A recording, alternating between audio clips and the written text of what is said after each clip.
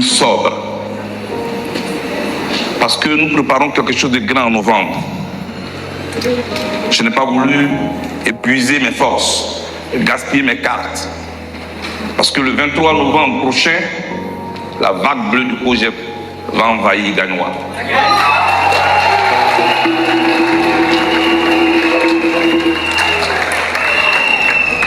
Je n'ai pas dit que la vague bleue sera présente à la place de Laurent Gbagbo des Gagnois. Ce n'est pas ce que j'ai dit. J'ai dit ce que vous n'avez jamais vu en Côte d'Ivoire. Parce que je suis de retour.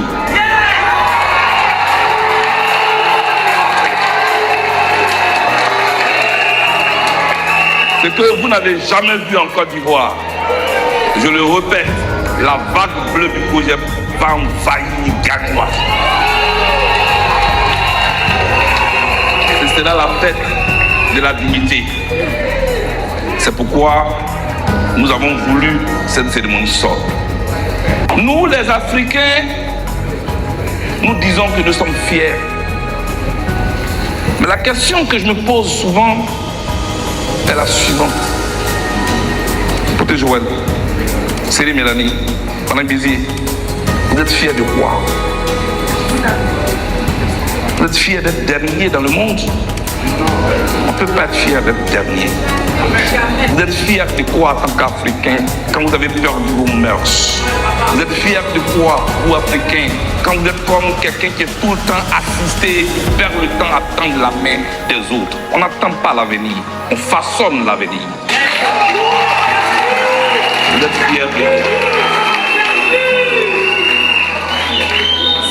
Vous êtes fiers de quoi quand vous ne savez pas passer la main? Vous êtes fiers de quoi? Vous êtes fiers de quoi quand vous consommez la graine? Vous êtes fiers de quoi? Vous êtes fiers de quoi quand vous piétinez les fleurs? Vous êtes fiers de quoi? Joe Biden a renoncé. Il est devenu plus populaire aujourd'hui aux États-Unis d'Amérique. Joe Biden a renoncé. Il n'est pas encore mort. Madame Bézier l'a dit tout à l'heure. Savoir partir, c'est de là. Vous avez vu ce monsieur qui était à un débat face à Trump. Tout le monde disait aux États-Unis qu'il parte, qu'il parte. Il faisait presque la honte de son propre camp. Osez parler dans un fracas. Libérez la parole. Osez parler. Libérez les cœurs. Cette jeunesse a besoin qu'on lui enseigne des valeurs. Ne piétinez pas vos valeurs au nom de vos postes. Ne piétinez pas nos valeurs au nom de votre prétendu avenir. On ne prépare pas l'avenir en piétinant les valeurs. Je préfère ne pas avoir un poste et que je dors tranquille comme un bébé, avec ma conscience tranquille. C'est ça que je suis. Que vous sachiez avec qui vous marchez. On a toujours le choix. Les gens ont juste peur d'assumer les conséquences de leur choix. Parce que chaque choix a une conséquence.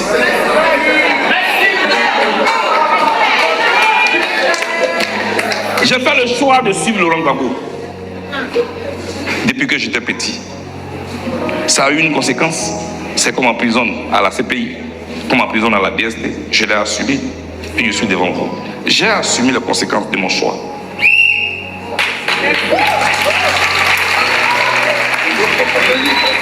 Faites de bons choix. Ne vous trompez pas. Vous tous qui êtes dans cette salle, tout comme vous qui êtes absents, mais qui me suivez à travers les ondes du digital. Nous sommes à la fin d'un cycle.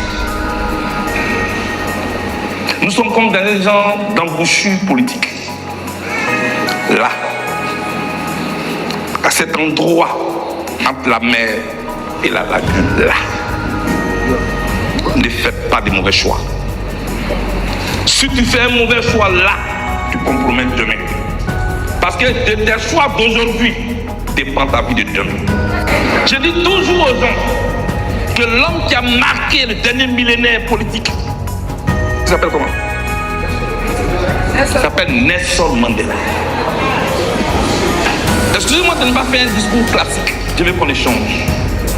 Je veux qu'en partant d'ici, vous partiez la tête pleine.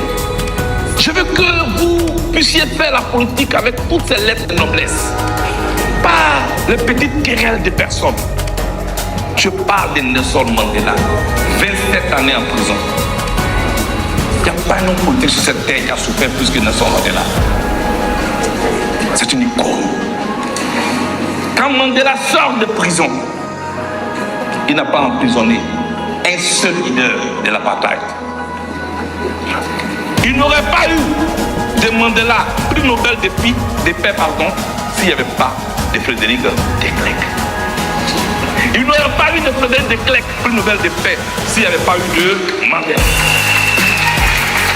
Deux individus, deux personnalités qui n'ont pas pensé à leur clan, qui n'ont pas pensé à leur personne, mais qui ont mis l'Afrique du Sud là où elle est aujourd'hui. Il faut suivre l'exemple de Mandela. Mais ce que Mandela a fait, ces militants n'étaient pas d'accord. Je suis mieux placé pour vous le dire. Je suis allé en enquête pendant 3 semaines à l'Afrique du Sud. Je voulais comprendre cet homme. J'ai été à Soweto, j'ai été à Ntumalaga. Je voulais comprendre. J'ai été jusqu'à rencontrer l'assistant personnel de Mandela. Je voulais comprendre. Et j'ai compris qu'il y a des hommes comme ça sur terre qui pensent à l'intérêt général. Mandela a réussi à réunir blanc et noir en Afrique du Sud. Il dit, je ne me suis pas battu pour que les noirs dominent les blancs, ni le contraire. Je me suis battu pour que noirs et blancs vivent ensemble dans cette Afrique du Sud. Voilà ce que Mandela a réussi.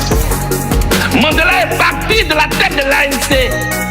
Mandela est parti de la tête de l'Afrique du Sud. Où au moment où il se présentait, personne ne pouvait le battre. Personne. Au moment où tous les Africains, tous les Sud-Africains réclamaient Nelson Mandela, pleuraient parce qu'ils voulaient qu'il soit là. C'est là, au moment où il n'avait aucun adversaire en face de lui, c'est là que Mandela décide de partir. Il est parti de la tête de l'Afrique du Sud, mais il est rentré définitivement dans l'histoire de l'humanité. Quand j'en parle toujours, c'est avec presque les larmes aux yeux.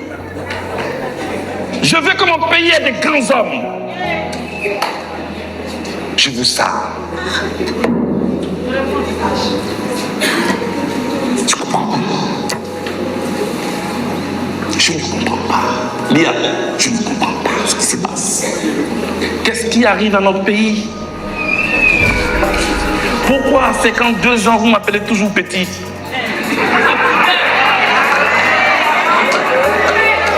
Pourquoi? Quand vous allez vous incliner devant mon jeune frère qui est président en France, que le président Macron m'excuse. Le dernier président a 39 ans. Chers amis, serrons nos cœurs. Ne bousculons pas nos aînés. Le temps va s'en charger. Dans tous les pays du monde et dans tous les métiers du monde, il y a ce qu'on appelle la retraite. Joe Biden est parti.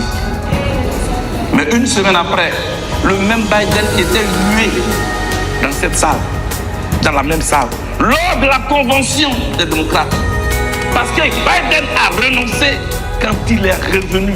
Les mêmes mains qui le huaient il y a 2 semaines, les mêmes mains ont applaudi, a claqué pour lui. Et vous savez quoi? Le départ de Biden a inversé les opinions aux États-Unis. Kamala Harris, qui le remplace, monte dans les sondages. Pourquoi? Parce que celui qu'elle remplace a su partir. Je voulais préciser une chose pour vous qui m'écoutez. Parce que vous êtes toujours prêts à attribuer mes propos à d'autres personnes, à à renverser mon propos. Non, hein. Ce que je suis en train de dire là, c'est une vérité d'ordre général. Je ne parle pas de quelqu'un. Alors c'est comme ça que vous êtes.